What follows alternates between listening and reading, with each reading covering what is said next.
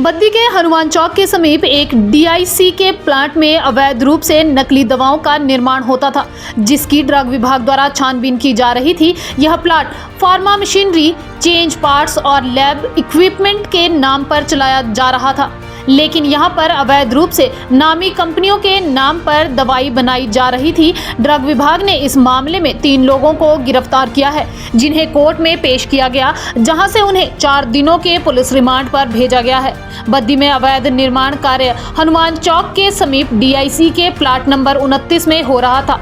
Company के संचालक ने यह प्लाट अन्य कार्य के लिए लिया हुआ था, लेकिन यहाँ पर नकली दवाइयाँ बनाई जा रही थी। रातों रात इन दवाइयों को तैयार करके हिमाचल से बाहर छोटी गाड़ियों में ले जाया जाता था। जब ड्रग विभाग को नकली दवाइयों के निर्माण की भनक लगी, तब से विभाग द्वारा कंपनी पर निगरानी रखी जा रही थी और जिस गाड़ी से सामान ले जाया जाता था उसके निकलने का इंतजार करते रहे।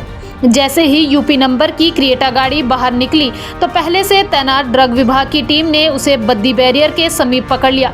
गाड़ी की जांच की तो उसमें अवैध दवाई निकली।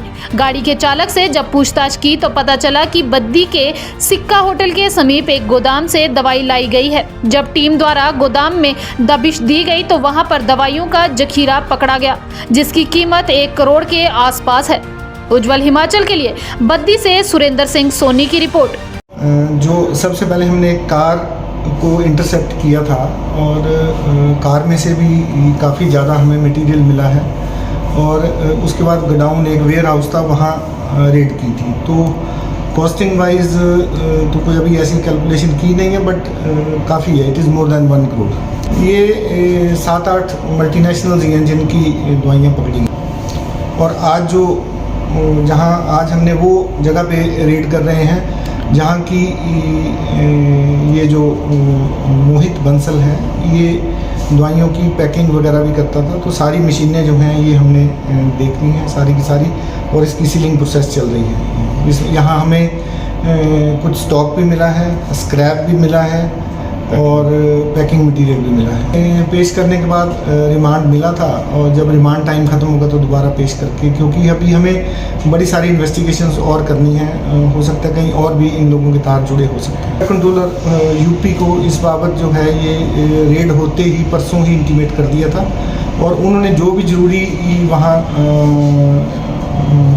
कार्रवाई थी वो ऑलरेडी इन्होंने कर दी है। इसकी प्रेमिसेस सील कर दी गई है और वो इस चीज़ की जांच कर रहे हैं कि इसने वहाँ से कितनी इसने डिस्ट्रीब्यूशन की है। सर, जो मार्केट में जैसे मेडिसिन है सर, उनकी टेस्टिंग किस हिसाब से होगी सर? किस तरह से नकली और असली का उसमें निकाल सकते हैं? सबसे पहले जहाँ से इसने डिस्ट्रीब्यूट की है, जिन लोगों को इसने दवाइयाँ आगे डिस्ट्रीब्यूट की होंगी, उनसे सैम्पलिंग की जाएगी, फिर पता लग पाएगा कि इसने कहाँ क्या क्या किया। सर, ये तीसरा केस है सर। पहले सर फूड लाइसेंस की आड़ में हो रहा था सर, अब ये मैन्युफैक्चरिंग टूल के आड़ में हो रहा है। तो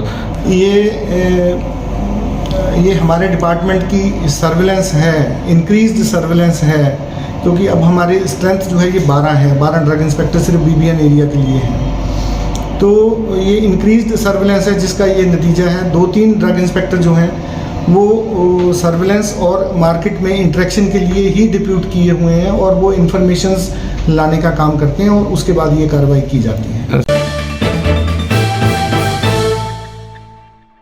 हिमाचल प्रदेश के विश्वसनीय ज्वेलर भूषण ज्वेलर्स